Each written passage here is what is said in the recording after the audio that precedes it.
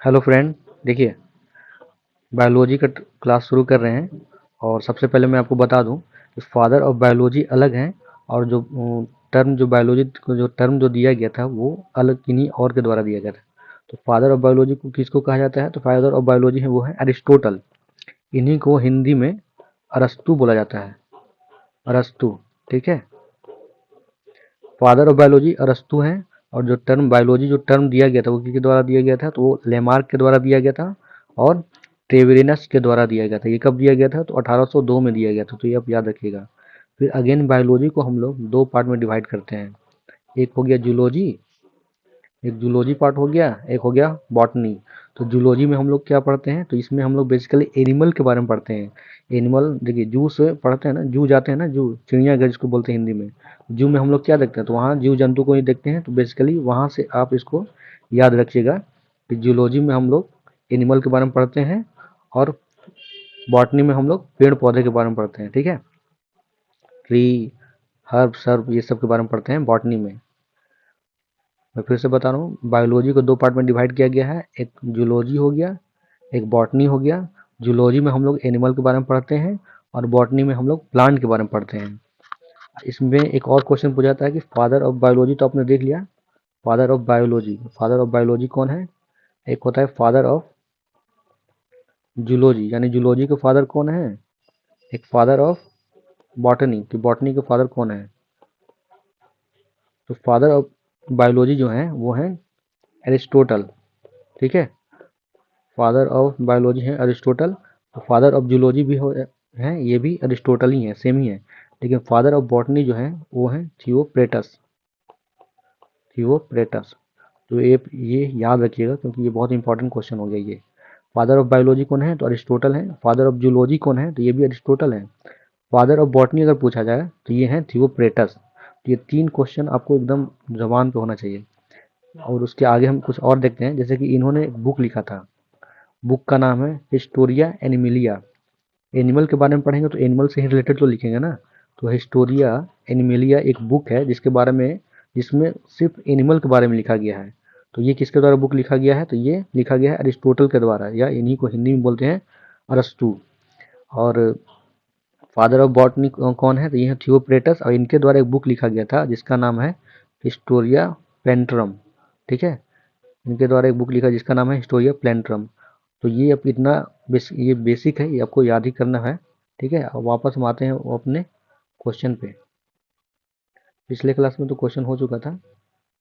आज हम लोग उसके आगे करेंगे। जैसे 58 तक क्वेश्चन हो गया था ना, आज हम उसके आगे करेंगे। तो यहाँ पे 59 नंबर क्वेश्चन देखिए क्या कह रहा है। ये 59 नंबर क्वेश्चन है, branch of science which deal with the study of causative agent of disease. ठीक है। तो ये ब्रांच है जिसके बारे में, डिजीज के बारे में हम लोग पढ़ते हैं। तो उसका एक, जैसे हर हर किसी का एक टर्म रिलेटेड है। जैसे कि स्किन के डॉक्टर के पास आप जाइएगा ना, तो उसको हम लोग कहते हैं डर्मेटोलॉजी। ठीक है। डर्मेटोलॉजी कहते हैं। अगर दांत वाले डॉक्टर के पास जाइएगा तो डेंटोलॉजी कहते हैं। अगर न्यूरोन को अगर न्यूरोन डॉक्टर के पास जाइएगा ना तो उसको न्यूरोलॉजी कहते हैं। तो हर एक जो स्पेशलिस्ट डॉक्टर को बोला गया है। अगर लेडीज़ के डॉक्टर हैं तो उनको गाइकोलॉजी बोलते हैं। ठीक है। तो आप बेसिकली ये सब ध्यान रखिएगा। इसमें क्वेश्चन में आपको मिलेगा। तो यहाँ पे 59 नंबर क्वेश्चन कह रहा है, branch of science which deal with the study of causative agent of disease. यानी डिजीज के बारे में हम लोग जो पढ़ते हैं उसके बारे में हमको उसको एक स्पेशल टर्म दिया गया है, उसको क्या कहते हैं? तो option A ecology, option B aetiology, option C eugenic, या ऑप्शन डी यूथेनिक्स। तो 59 का जो आंसर हो जाएगा बताइए। देखिए, अगर आपको आता है तो कमेंट सेक्शन में बताइए, नहीं तो आप गेस कर सकते हैं। तो इसका 59 का आंसर हो जाएगा aetiology. Branch of science which deal with the study of causative agent of disease, उसको हम लोग क्या कहते हैं? इथियोलॉजी कहते हैं। 60 नंबर क्वेश्चन देखिए, the study of effect of radiation on plant and animal. यानी जो प्लांट एंड एनिमल पे जो रेडिएशन के कारण जो इफेक्ट हो रहा है, जो प्रभाव हो रहा है, उसको हम लोग स्पेसिफिक एक टर्म देते हैं, उसको क्या कहते हैं? तो option A pathology, option B aetiology, option C radiobiology, option D cosmology. तो 60 का जो आंसर हो जाएगा वो हो जाएगा, रेडिएशन से रिलेटेड है तो रेडियो से ही इसका टर्म होगा, तो इसको रेडियो बायोलॉजी कहते हैं। मैं एक छोटा सा ट्रिक बताता हूँ कि किसी भी अगर टर्म को देखिएगा ना तो उसको टर्म को तोड़िएगा। जैसे कि इसमें है, जिसको बोलते हैं रूट, तो इसमें रूट क्या हो जाता है, रेडियो, रेडिएशन से रेडियो इसका रूट होगा, तो इससे आप गेस कर सकते हैं। तो रेडियो बायोलॉजी है, इसमें क्या हम लोग पढ़ते हैं, तो जो प्लांट एनिमल में जो इफेक्ट होता है रेडिएशन के कारण, उसी को हम लोग बोलते हैं रेडियो बायोलॉजी।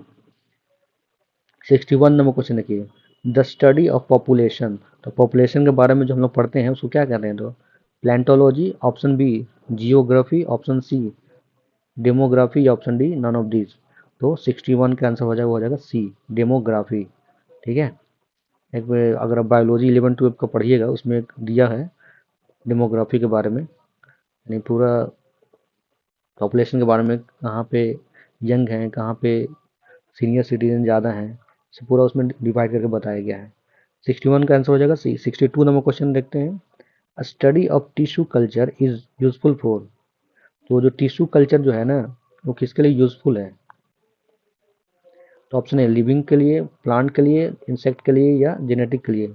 तो 62 का जो आंसर हो जाएगा प्लांट के लिए। ठीक है, और स्टडी ऑफ जो टिश्यू है उसको हम लोग बोलते हैं histology. Histology study of tissue, study of tissue को हम लोग बोलते हैं हिस्टोलॉजी। सब क्वेश्चन में आपको मिलेगा आगे। 63 नंबर क्वेश्चन देखिए, myrmecology is the study of. Myrmecology is the study of, तो option A insect, option B arthropods, या ऑप्शन सी क्रस्टेशियन, या ऑप्शन डी एंड्स। 64 का आंसर, 64 का आंसर बताइए आप लोग। तो 64 का जो आंसर हो जाएगा सॉरी 63, 63 का जो आंसर हो जाएगा डी। एंड के बारे में हम लोग पढ़ते हैं ना, उसको मायरे मिकोलॉजी बोलते हैं। ठीक है, मायरमी माई मीरमिकोलॉजी। ठीक है, 63 का आंसर हो जाएगा डी। एंड के बारे में हम लोग पढ़ते हैं ना, उसी को स्टडी को बोलते हैं मीरमिकोलॉजी। 64 नंबर क्वेश्चन देखिए, just a second. 64 number question देखिए, study of antigen and antibody found in the blood. तो आपको पता है ना, हमारे ब्लड में एंटीजन एंड एंटीबॉडी है। जैसे कि अगर कोई हमारे बॉडी में बैक्टीरिया अगर एंट्री कर देता है, तो उसके बाद हमारे बॉडी जो एंटीबॉडी बनाता है, यानी उससे वो लड़ता है, और उससे जो लड़ता है उसी को हम लोग एंटीबॉडी बोलते हैं। तो उसके बारे में एक अलग से उसका अध्ययन किया जाता है कि डिजीज क्यों होता है, उसका कैसे क्योर कर सकते हैं। तो इसके बाद एक रिलेटेड टर्म दिया गया, उसका रिलेटेड का टर्म का नाम पूछ रहा है। तो option A histology, option B biology, option C serology, या ऑप्शन डी गाइनकोलॉजी। तो गाइनकोलॉजी तो आपको हम बताएं अभी, ये फीमेल से रिलेटेड है। फीमेल रिप्रोडक्टिव पार्ट का अगर डॉक्टर होगा ना, लेडीज डॉक्टर, उसको गाइनकोलॉजी बोलते हैं। तो 64 का जो आंसर हो जाएगा बताइए, तो वो हो जाएगा सी सेरोलॉजी। ठीक है, 64 का आंसर हो जाएगा सी सेरोलॉजी। नेक्स्ट क्वेश्चन देखते हैं, 65 नंबर क्वेश्चन देखिए, when disease break out and spread from one place to another affecting large number of people. जैसे कि यहाँ पे एग्जांपल ले लें तो कोविड। ठीक है, कोविड कैसे पूरे बहुत कम समय में बहुत वाइड एरिया यानी बहुत कंट्री में फैल गया था, तो उसको क्या बोलते हैं। तो option A edemic, option B epidemic, option C endemic, या ऑप्शन डी स्पोरेडिक। तो 65 का जो आंसर हो जाएगा इपिडेमिक। ठीक है, पैंडेमिक, इपिडेमिक। तो 65 का आंसर हो जाएगा इपिडेमिक। 66 नंबर क्वेश्चन देखिए, 66 नंबर क्वेश्चन कह रहा है, study of affect of toxic chemical substance in on animal and plant. यानी प्लांट और एनिमल में जो टॉक्सिक मटेरियल है, टॉक्सिक केमिकल मतलब हो गया ऐसे, जो अगर वो हमारे बॉडी में अगर रहेगा ना तो हमारे बॉडी को नुकसान पहुंचाएगा। जैसे कि एक यूरिन हो गया, यूरिया, यूरिन, ये सब अगर हमारे बॉडी में रहेगा ना तो हमारे कई कई तरह के डिजीज हो सकते हैं। इसको बाहर निकालना ही बहुत ज़रूरी हो जाएगा। तो एज हमारे नेचर ने हमें प्रोवाइड किया है कि हम लोग यूरिन के थ्रू उसको हम लोग बाहर निकालते हैं, या स्वेट यानी पसीना के थ्रू वो सब बाहर निकलता है, नाइट्रोजीनियस वेस्ट। ठीक है, यूरिया ये सब उससे बाहर निकलता है। तो अगर उसको हम लोग स्टडी करेंगे तो उसको क्या बोलते हैं। तो option A toxicology, option B microbiology, option C limnology, option D none of this. तो आपको पता है कि मैंने आपको बताया था कि कोई भी टर्म है ना उसको रूट पकड़िए, तो रूट में क्या है, रूट है टॉक्सिक। तो यहाँ से आप बहुत आसानी से इसको गेस कर सकते हैं, अगर आपको नहीं भी मालूम है ना तो इसको आप बहुत आसानी से गेस कर सकते हैं। तो 66 का आंसर हो जाएगा ए, टॉक्सिकोलॉजी। 67 नंबर क्वेश्चन देखिए, the study of blood is called. तो स्टडी ऑफ ब्लड, प्लाज्मा, इसमें आपको पता है ना ब्लड में कितने होते हैं, आरबीसी, डब्ल्यूबीसी, प्लेटलेट, ठीक है, प्लाज्मा। तो अगर ब्लड को हम लोग स्टडी करेंगे उसका एक स्पेसिफिक टर्म दिया गया है। जैसे मैंने आपको एग्जांपल बताया था ना कि स्किन का डॉक्टर है तो उसको डर्मेटोलॉजी बोलते हैं, ठीक है। अगर लेडीज का डॉक्टर है तो उसको गायकोलॉजी बोलते हैं। उसी तरह ब्लड के बारे में अगर उसको स्टडी करेंगे उसको स्पेसिफिक टर्म दिया गया है, उसका नाम बताना है आपको। तो option A hepatology, option B haematology, option C histology, option D none of this. तो 67 का जो आंसर हो जाएगा वो हो जाएगा हेमेटोलॉजी, ठीक है। 67 का आंसर हो जाएगा बी। 68 नंबर क्वेश्चन देखिए, the study of internal structure of organism, यानी हमारा जो बॉडी है उसके, एक मिनट, हाँ, किसी ऑर्गेनिज्म के इंटरनल स्ट्रक्चर के बारे में पढ़ते हैं उसको क्या बोलते हैं। तो option A morphology, option B anatomy, option C histology, option D cytology. तो 68 का जो आंसर हो जाएगा वो हो जाएगा एनाटॉमी। देखिए साइटोलॉजी किसको बोलते हैं, जो सेल का स्टडी करता है उसको साइटोलॉजी बोलते हैं। जो टिश्यू का स्टडी करता है उसको हम लोग बोलते हैं हिस्टोलॉजी। नेक्स्ट आगे बढ़ते हैं हम लोग। 69, हाँ, तो इसका 68 का जो आंसर हो जाएगा वो हो जाएगा बी। देखिए दोस्तों, अगर वीडियो आपको अच्छा लग रहा हो तो लाइक सब्सक्राइब शेयर कर दीजिएगा। अगर आपको कोई सजेशन हो तो वो कमेंट बॉक्स में बताइएगा, आपका वेलकम है। अगर कोई आपका फीडबैक देना हो तो सर ऐसे नहीं ऐसे, तो 68 का आंसर हो जाएगा बी। 69 नंबर क्वेश्चन देखिए, the branch of science which deal with the study of tissue found in the body organism. तो जो टिश्यू कल्चर के बारे में हम लोग पढ़ते हैं उसको हम लोग क्या कहते हैं। तो option A hepatology, option B histology, option C haematology, option D herpetology. तो 69 का जो आंसर हो जाएगा, अभी ऊपर में मैंने बताया आपको, तो इसका आंसर हो जाएगा हिस्टोलॉजी। 70 नंबर क्वेश्चन देखिए, branch of biology which is concern with study of function of internal organ of organism. तो जैसे कि बायोलॉजी के में अगर जितना डेप्थ में जाइएगा ना उतना उसका अलग अलग ब्रांच है, ठीक है। जैसे कभी पूरा बॉडी का है, बॉडी के बाद ऑर्गन का हो गया, ऑर्गन में स्पेसिफिक ऑर्गन का हो जाएगा, जैसे किडनी का हो गया, लीवर का हो गया, ठीक है, फिर ग्लैंड का हो गया। तो उसमें फर्दर डिवाइड एंड डिवाइड है। तो इसमें बोल रहा है कि इंटरनल ऑर्गन के बारे में अगर हम पढ़ेंगे उसको क्या कहते हैं। तो option A physiology, option B psychology, option C biology, option D none of these. तो 70 का जो आंसर हो जाएगा फिजियोलॉजी। 71 नंबर क्वेश्चन देखिए, the study of growth and development of embryo. Embryo आपको पता है ना, जो मदर के गर्भ में जो रहता है उसी को इम्ब्रियो बोलते हैं। आफ्टर फर्टिलाइजेशन स्पर्म एंड ओवा जब मिलता है उसके बाद इम्ब्रियो का डेवलपमेंट होता है, एंड उसके बाद फिर बेबी का जन्म होता है आफ्टर 9 मंथ। तो इसका उससे रिलेटेड हम लोग अगर स्टडी करते हैं उसको क्या बोलते हैं। तो option A embryology, option B immunology, option C embryogenesis, या ऑप्शन डी इंजाइमोलॉजी। तो 71 का आंसर हो जाएगा ए इम्ब्रियोलॉजी। आप यहाँ पे जो रूट है, जो बेस रूट है, रूट उसके बाद अगर पकड़िएगा तो इम्ब्रियो, तो इम्ब्रियो में ये दोनों कॉमन आ रहा है, लेकिन इसका जो आंसर हो जाएगा 71 का वो हो जाएगा ए इम्ब्रियोलॉजी। और इम्यूनोलॉजी, यूमीन, अगर बी का हम टर्म देखें तो इम्यून सिस्टम देखें ना, किसी का सुने हैं कि इसका इम्यून सिस्टम बहुत कमजोर है। क्यों, कुछ भी खाता है, जैसे अभी ठंड का समय है तो ठंड में अगर केला, अमरूद, ये कुछ भी खा लेगा तो उसको बहुत जल्दी सर्दी जुकाम हो जाता है, उसको बोला जाता है कि इम्यून सिस्टम इसका कमजोर है। तो अगर हम लोग उसका स्टडी करेंगे इम्यून का तो उसको हम लोग इम्यूनोलॉजी बोलते हैं। तो 71 का जो आंसर हो जाएगा वो हो जाएगा ए एम्ब्रियोलॉजी। 72 नंबर क्वेश्चन देखिए, study of integrated use of microbiology, biochemistry and engineering, यानी ये तीनों को एक साथ अगर हम लोग स्टडी करेंगे उसको हम लोग क्या बोलते हैं। तो option A biology, option B bioinformatics, option C biotechnology, या ऑप्शन डी बायोग्राफी। तो 72 का जो आंसर हो जाएगा बायोटेक्नोलॉजी। यानी तीनों को हम लोग स्टडी करेंगे ना,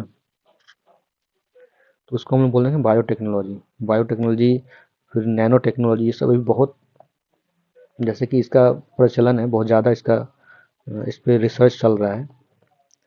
तो 72 का आंसर हो जाएगा सी। 73 नंबर क्वेश्चन देखिए, study of parasitic organism. Parasite, parasite हो गया, देखिए कोई ऑर्गेनिज्म है, और जैसे कि हम लोग अपना एग्जांपल लेते हैं, तो जूं, हमारे सर में जो जूं होता है ना, वो पैरासाइट हो गया। हम लोग होस्ट हो गए, वो पैरासाइट हो गया। जैसे कोई बैक्टीरिया हो गया, वो प्रोटोजोआ हो गया, तो हमारे बॉडी में रहेगा लेकिन हमें को नुकसान पहुंचाएगा, उसको पैरासाइटिक ऑर्गेनिज्म बोलते हैं। तो उसको स्टडी को हम क्या कहते हैं? तो ऑप्शन ए पैराजोली, पैराजूलॉजी, ऑप्शन बी पैरासिटोलॉजी, या ऑप्शन सी बोथ, या option D none of these. तो 23rd का जो आंसर हो जाएगा वो हो जाएगा B, parasitology. 24 study of lizard, यानी छिपकली को, छिपकली के बारे में हम लोग पढ़ते हैं, जिसको देख के लड़कियां डरती हैं हर बाथरूम में दिख गया तो भाई साहब पूरा हॉस्टल को, पूरा हॉस्टल क्या, पूरा स्कूल कॉलेज पूरा हल्ला हो जाएगा।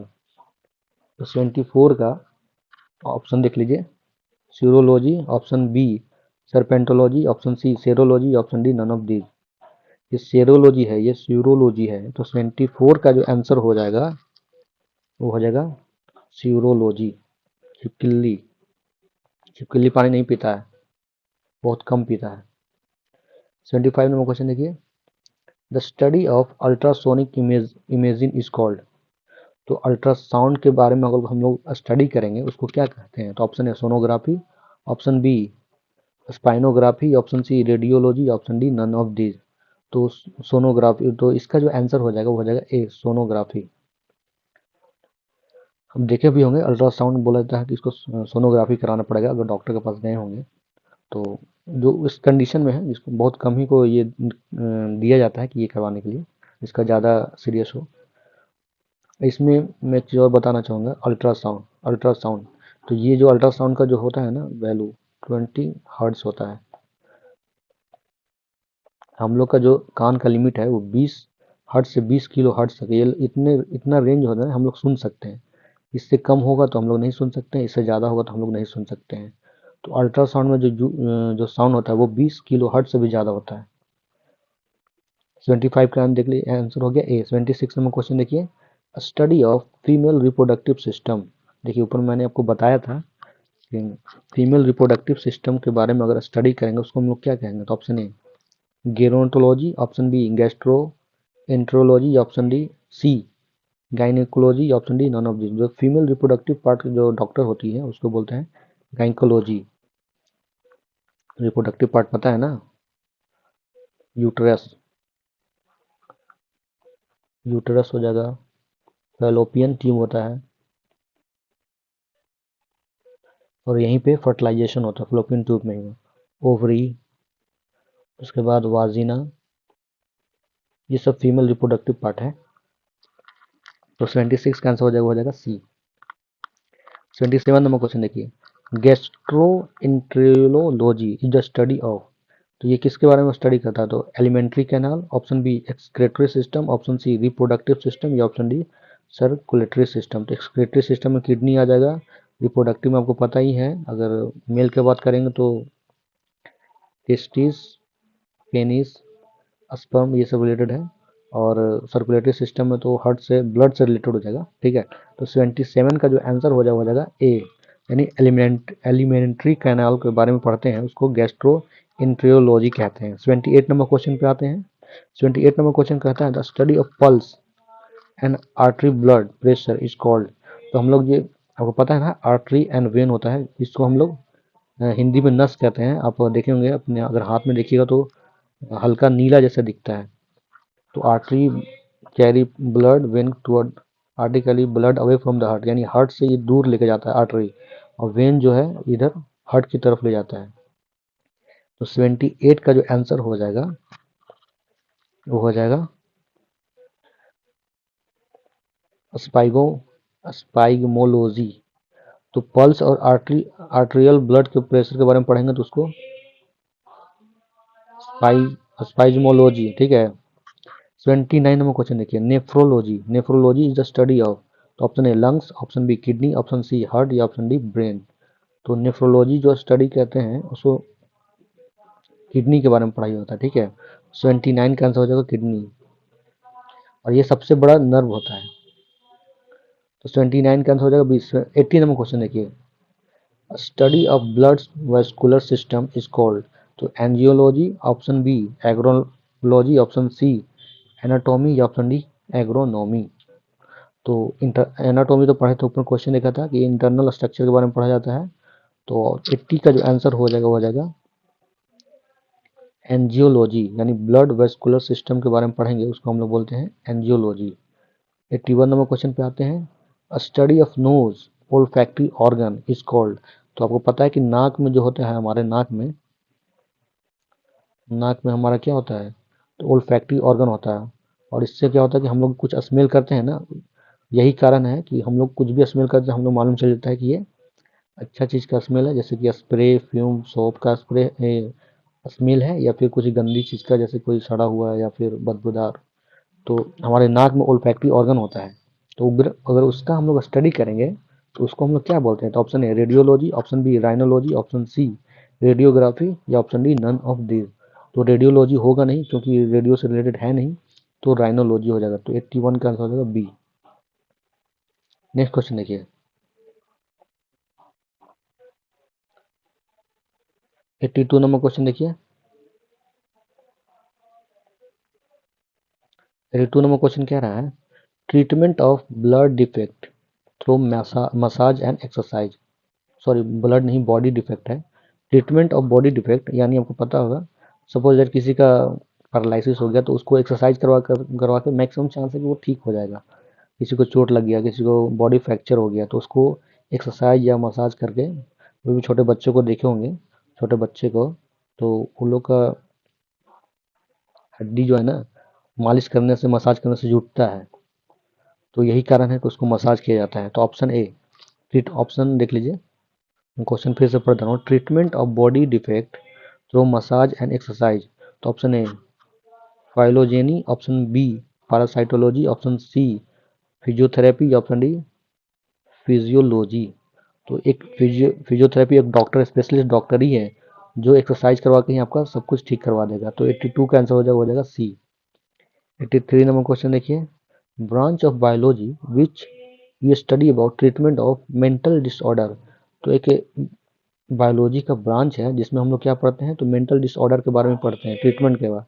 तो option A phycology, option B physiotherapy, option C phycology. Phycology है यहाँ, फिकोलॉजी है यहाँ पे, पैथोलॉजी। तो पैथोलॉजी में हम लोग क्या पढ़ते हैं, तो पैथोलॉजी में डिजीज के बारे में पढ़ते हैं।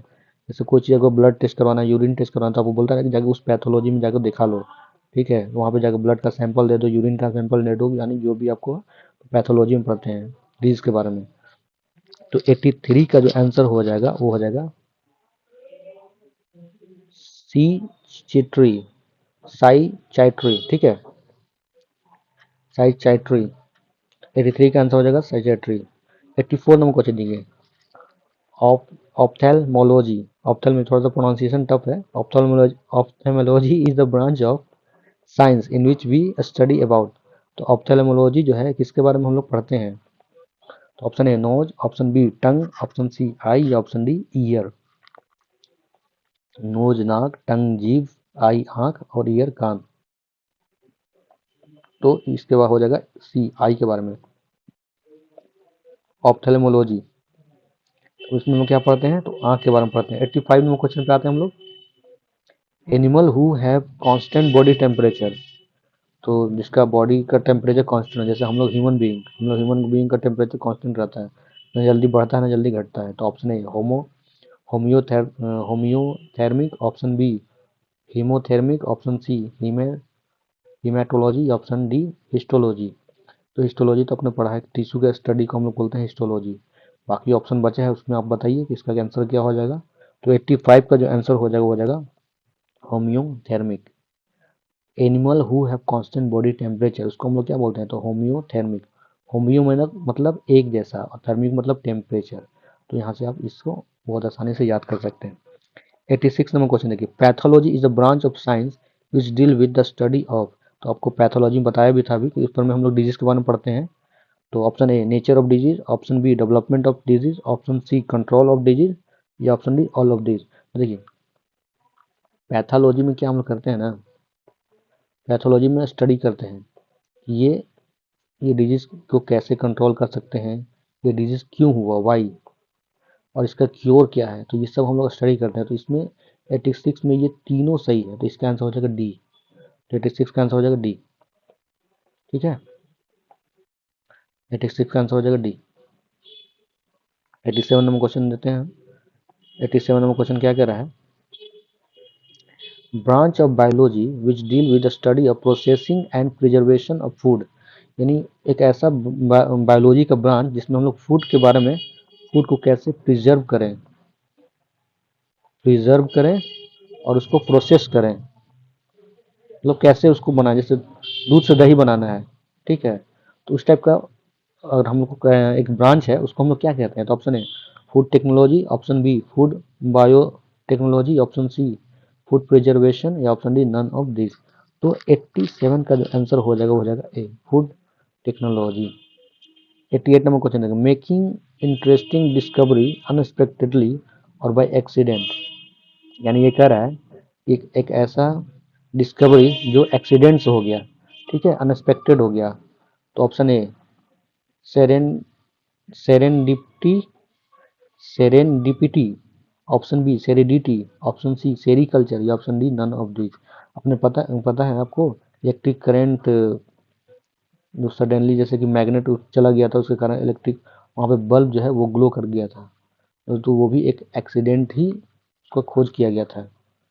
तो आपको नाम बताना 88 में कि उसको क्या कहते हैं। तो 88 का जो आंसर हो जाएगा वो हो जाएगा सेरेडिपिटी। मेकिंग, मैं फिर से पढ़ता हूँ, 88 नंबर क्वेश्चन कह रहा है मेकिंग इंटरेस्टिंग डिस्कवरी अनएक्सपेक्टेडली और बाय एक्सीडेंट। यानी मतलब सडनली एक्सीडेंट से उसको डिस्कवरी हो गया, तो उसको कहते हैं सेरेंडिपिटी। 89 नंबर क्वेश्चन देखिए, 89 नंबर क्वेश्चन कह रहा है ब्रांच ऑफ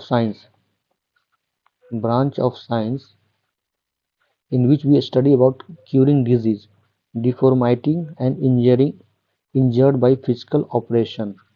तो यहाँ से आपको ऑपरेशन आ गया तो आपको इसमें अंदाजा लगा सकते हैं। तो option A pharmacy, option B psychology, option D surgery, या option D medical medicine as well as.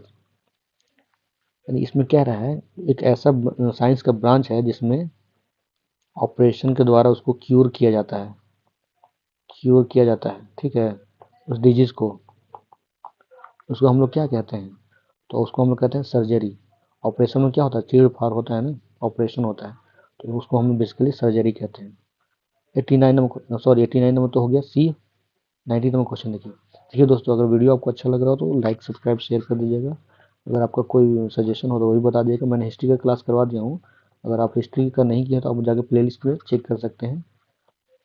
अभी बायोलॉजी करवा रहा हूँ, बायोलॉजी के बाद मैं फिजिक्स केमिस्ट्री कराऊंगा, उसके बाद फिर ज्योग्राफी पॉलिटी, ठीक है, ज्योग्राफी के बाद फिर पॉलिटी।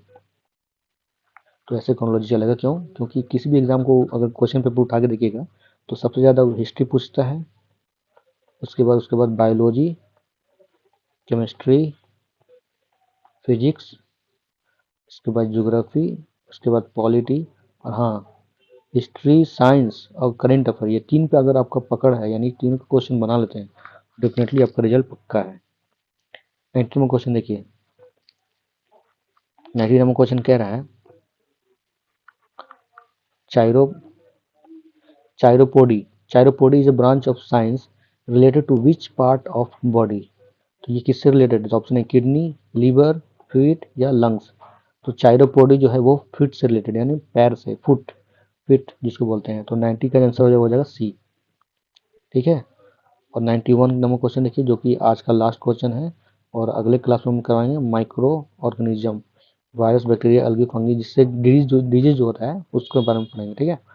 तो आज का लास्ट क्वेश्चन देखिए, ऑटो, थोड़ा सा प्रोनाउंसिएशन इसका टफ है, just minute. Otorhinolaryngology, otorhinolaryngology is the study of. तो ये किसके बारे में स्टडी किया जाता है? तो option A bird anatomy, option B ENT, option C brain cell, या ऑप्शन डी लोकोमोटरी ऑर्गन। तो 91 का जो आंसर हो जाएगा वो हो जाएगा ईएनटी। इसमें क्या होता है? ईयर, नोज, आई, ये सब के बारे में इसमें पढ़ाई होता है। ईएनटी नहीं बोलता कि कान नाक, अगर कान नाक आँख दिखाना तो किस डॉक्टर से जाकर मिले, तो वो बोलता है कि ईएनटी में जाकर दिखा लो। तो ईएनटी एक स्पेसिफिक पार्ट हो गया, समझिए कि जैसे बताया था ना, अपने स्किन को डर्मेटोलॉजी बोलते हैं, लेडीज डॉक्टर को गायकोलॉजी बोलते हैं, दांत वाले को डेंटिस्ट बोलते हैं, उसी तरह नाक कान आँख जो तीनों का डॉक्टर उसको बोलते हैं ईएनटी। तो बेसिकली 91 का आंसर हो जाएगा, वो हो जाएगा बी। ठीक है, तो बस आज के वीडियो में इतना ही। नेक्स्ट वीडियो में हम लोग करेंगे माइक्रोबायोलॉजी एंड ये क्वेश्चन करेंगे, इससे रिलेटेड डिजीज जो है वो करेंगे। ठीक है, तो लगातार बने रहिए। अगर आपको कोई सजेशन हो तो बता दीजिएगा। हिस्ट्री का क्लास आप देख सकते हैं, हिस्ट्री क्लास मैंने बहुत करा दिया हूँ। और हाँ, ऊपर में जो फर्स्ट मैं आपको ये बताया था, ये आपको याद रखना है। टर्म बायोलॉजी किसके द्वारा दिया गया था, फादर ऑफ बायोलॉजी कौन है? तो फादर ऑफ बायोलॉजी अरस्तू हैं। और बायोलॉजी का टर्म जो दिया गया था वो दिया गया था लेमार्क के द्वारा, और ट्रिवेरिनस के द्वारा दिया गया था। कब दिया गया था? तो 1802 में दिया गया था। फिर बायोलॉजी को दो पार्ट में डिवाइड किया गया था, जिसको जूलॉजी बोलते हैं और बॉटनी बोलते हैं। जूलॉजी में क्या होता है? तो जूलॉजी में हम लोग एनिमल के बारे में पढ़ते हैं। और बॉटनी में क्या होता है? तो बॉटनी में हम लोग प्लांट के बारे में पढ़ते हैं। फिर अगेन इसमें दो क्वेश्चन है कि फादर ऑफ जूलॉजी कौन है? तो फादर ऑफ जूलॉजी भी फिर अरिस्टोटल ही है। फादर ऑफ बॉटनी जो है वो है थियोप्रेटस। और अरिस्टोटल के द्वारा एक बुक लिखा गया था। क्यों? क्योंकि इनको जो है ना, प्लांट में पढ़ने में ज़्यादा इंटरेस्ट नहीं हुआ था, ये ज़्यादा इंटरेस्ट लेने लगे थे, एनिमल के बारे में पढ़ने लगे, तो प्लांट के बारे में छोड़ ही दिए थे। तो बेसिकली उन्होंने एक बुक लिखा था जिसका नाम है हिस्टोरिया एनिमेलिया। तो ये आपको बहुत याद इंपॉर्टेंट क्वेश्चन है, ये को याद रखना है। तो मिलते हैं नेक्स्ट